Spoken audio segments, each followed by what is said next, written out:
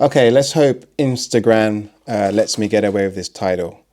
So, no self-respecting heterosexual woman wants a limp shrimp willy. So this is a serious topic and warrants conversation. What is shocking about erectile dysfunction is that it affects 4.3 million men in the UK and 30 million men in the US, and it is expected to rise to 322 million men by 2025 worldwide, which is shocking. We all want to have satisfying sexual relationships, good energy levels, positive moods, and for men this is strongly linked to our testosterone levels. Testosterone is essential for looking good, feeling good, physique development, and strength gains. Sex drive, of course, erections, how long you can have sex for, mental clarity, good mood, and also bone density. There are three common associations that can lower testosterone levels in men. Number one is burnout. Burnout can happen when we have poor stress management tools, and specifically this happens in the occupational context. We often don't feel burnout in other areas of our lives. It's imperative we look at habitual changes that can offset occupational stress and daily activities that help us to learn how to shift into parasympathetic nervous system. So that's the arm of our nervous system that is responsible for restorative processes. For men, burnout can lead to a decrease in testosterone production. Symptoms can range from depression, anxiety, to changes in the efficiency of metabolism, and of course, low sex drive. Number two, poor sleep.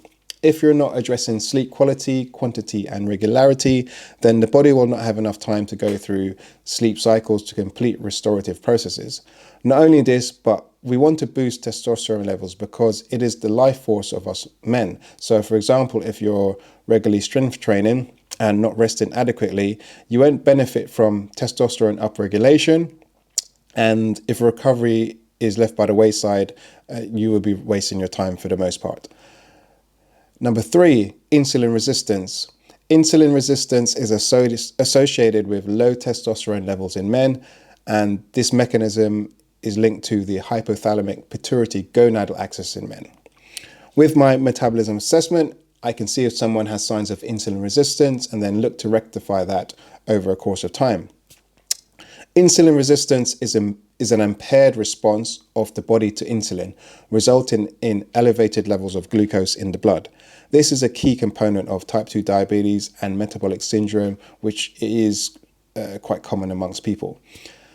Signs of insulin resistance include extreme thirst, extreme hunger, feeling hungry after a good meal, energy crashes, and sugar addiction. Insulin resistance then leads to cells starving for sugar or glucose because this sugar or glucose cannot get into the cells. Some other factors that can hinder testosterone production are extreme restriction of calories. Anything south of 30% deficit will tank hormone production both in men and women.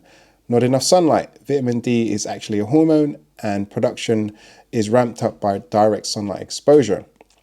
Cortisol production is too high. Chronic stress elevates cortisol, hindering restorative processes in the body. You're not eating enough saturated fat and cholesterol containing foods.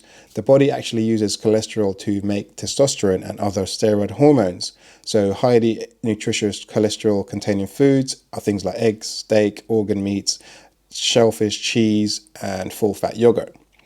Other factors that to consider are that you might be having too much fiber and too much polyunsaturated fats from seed oils, which are being shown to lower testosterone levels in men over the last 20 to 30 years.